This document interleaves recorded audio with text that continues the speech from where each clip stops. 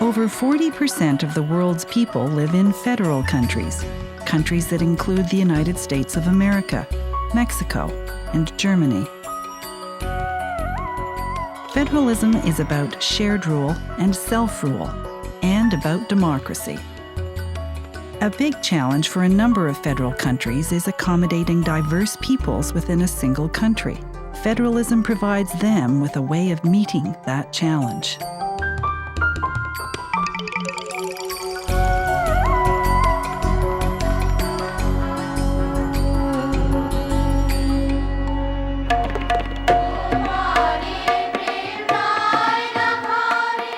Hello, I'm Bob Ray, and we're in New Delhi, the capital of India.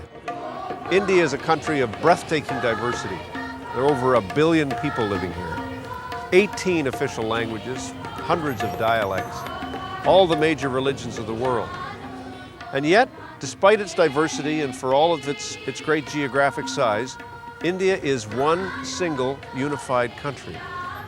How do they do it? Well, part of the answer is because India is a federal country.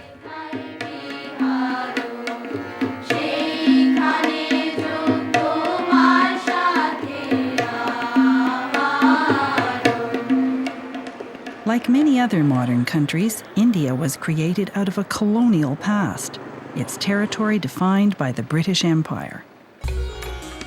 In 1947, the vast Indian subcontinent was as complex as it was diverse. The country consisted of several British provinces and 600 princely states. Independence was a dramatic event. At the stroke of the midnight hour, when the world sleeps, India will awake to life and freedom. For the founders of the country, the unity and integrity of India itself was at stake. A constitution adopted 2 years after independence has remained the keystone of the Indian Federation. There was never any doubt or apprehension that India would not be a federation. So it was just natural that the constitutional fathers would adopt this principle, and it was there. There was hardly any debate whether India should be a federation or not. It was adopted. The Constitution created 14 states and 6 union territories based largely on colonial boundaries and princely states. A few years later, India began reorganizing its states, redrawing borders to reflect linguistic and cultural homelands. The process has continued, and today there are 28 states in the Federation. The 3 newest ones were created as recently as 2000.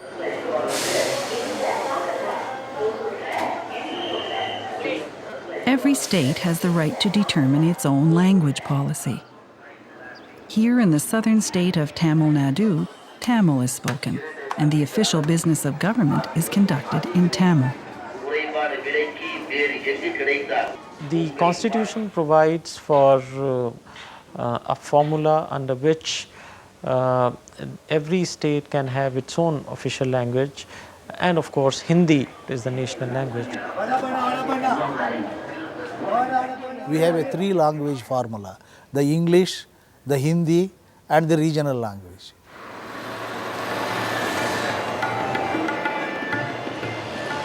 The state of Karnataka chose to adopt its historic name to express its particular cultural identity.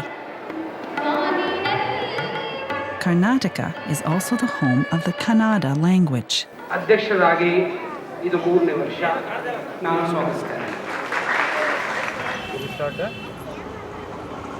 But there are many minorities within this state, and a number of languages are used here. So these are the Kannada papers: Malayalam, Tamil, Hindi, Urdu and English. As far as religious and linguistic minorities are concerned, the Constitution also took note of their presence in large numbers in different states, and so in Article 29 and Article 30 of the Constitution, guarantees were provided to minorities to set up their own educational institutions, so that they can maintain their own cultural diversity and plurality. In this classroom in the city of Bangalore, girls are honing their computer skills in the Urdu language. You know, states are evolving their own systems to accommodate the diversities. It's not that there is a steel frame within which you have to work. For instance, if in one state there are Hindus, there are Muslims, there are Buddhists, there are Sikhs or Christians, there will be an attempt to accommodate everybody in the electoral process. But nowhere is the diversity of India more evident than in its capital. Here in Delhi, you will find every language and cultural community of the country.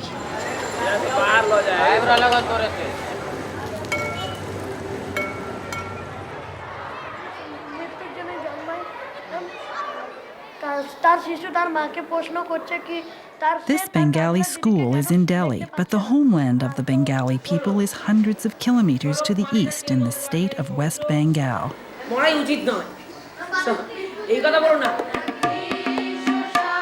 There are large Bengali communities all over the country.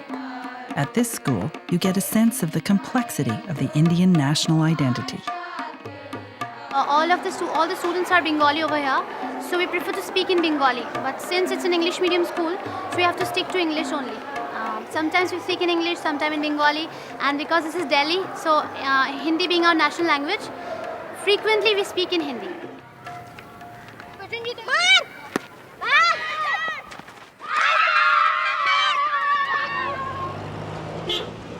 One reason federalism is working in India is because the states have significant powers in their own domains and also strong representation in the federal parliament.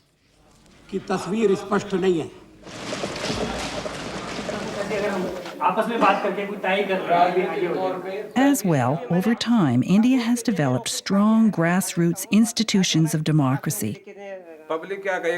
At this village council meeting, many important local decisions are made.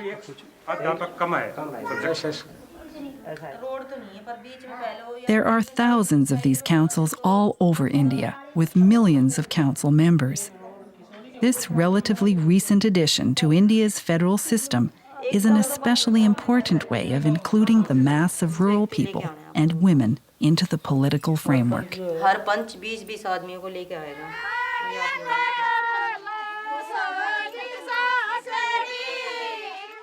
Nowhere in the world you can see this kind of a plural society. You find all kinds of systems and everything you think you can imagine in the world is here.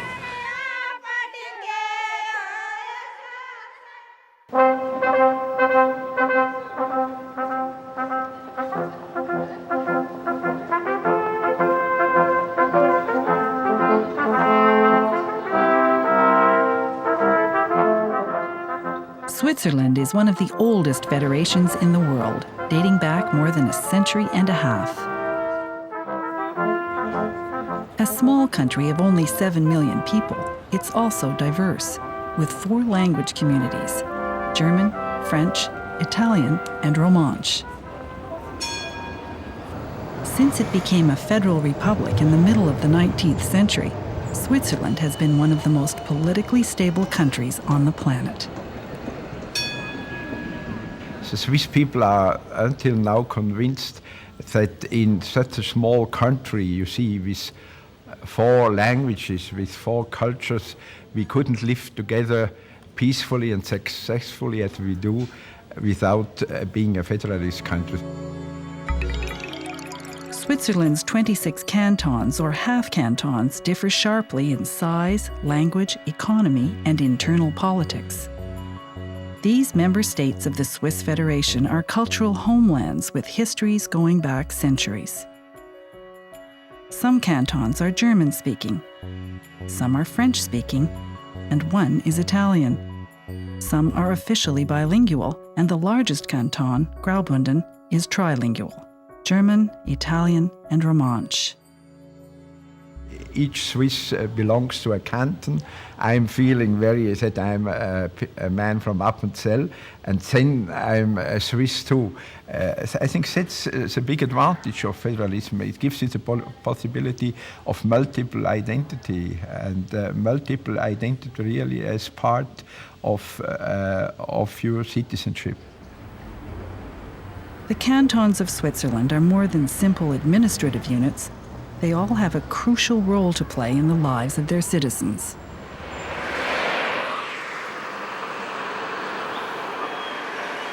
The historic town of Freiburg is the capital of the canton of Freiburg.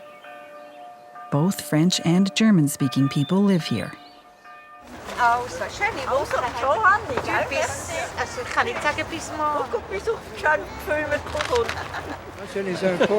The canton is officially bilingual. Et voilà un kilo. 10 et voilà 20. Très bonne journée. Ce partage, d'avoir aussi la possibilité d'apprendre un peu quelque chose de l'autre culture, ça a vraiment enrichi aussi ma vie.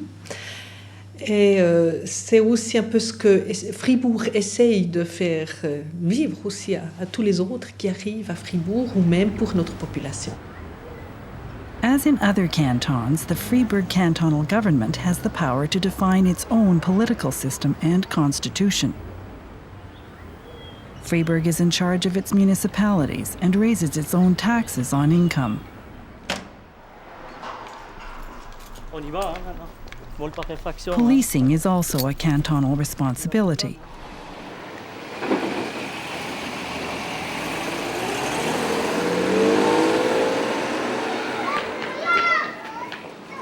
These children will go to schools with curriculums defined by the Freiburg government and teachers hired by it. Blanche. C'est une Mercedes, alors fais attention, elle est chère. On a reçu un petit enfant d'une année qui devra être monté à l'étage. Health and social services are also part of the canton's responsibility.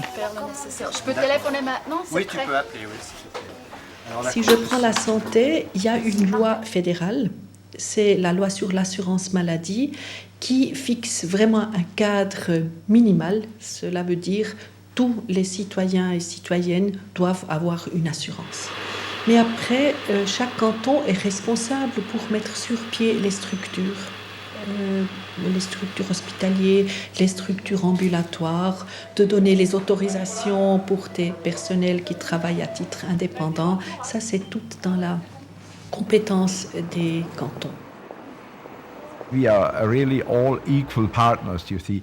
You have not the government of the Confederation that has more influence if each one is equal in the field of his competences. Wir müssen das einsehen, wir müssen Massnahmen jetzt treffen und nicht warten bis The Swiss have a strong belief in citizen participation. Two of the smaller cantons have the tradition of open-air assemblies. Once a year, the citizens of Appenzell and Glarus get together to affirm laws passed by their legislatures. Danke. Wenn Frau Rosmarie Kaller-Schmidt Stimme geben, hebe die Hand. Ich erkläre, der Herr Kantonsrichter werden reden. Bern is the capital of the Swiss Federation. Here, the central government has responsibility for national concerns such as monetary policy, trade, and defense. But the cantons are represented here, too. The Swiss parliament is divided into two houses. The National Council has 200 elected members representing the cantons in proportion to their populations. The Council of States has an equal number of elected members from each canton. So all cantons have real participation in how the country is governed, no matter what their size.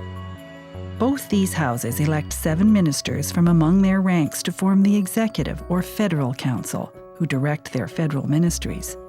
All decisions are taken consensually, and the job of president rotates annually. Federalism in Switzerland is designed to be cooperative and participatory between the two levels of government.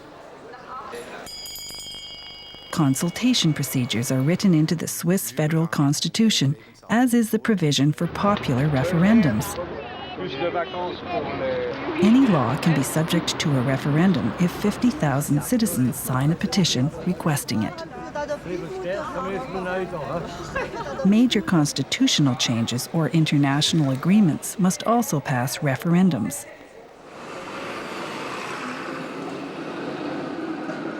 Switzerland has a strong national identity that is multilingual, diverse, and highly decentralized. Alors, comme citoyen, citoyenne, je dois dire, cette multiculturalité, ça c'est une richesse. Et je peux seulement conseiller à tous les pays qui ont encore ces différentes cultures, peut-être sur leur territoire, de le maintenir, de le soigner même, parce que c'est une richesse. We are always saying we are not a natural nation, because natural nations are made out of language, are made out of religion, but we are a nation made out of our will, of our political will, and by our common institutions to live together.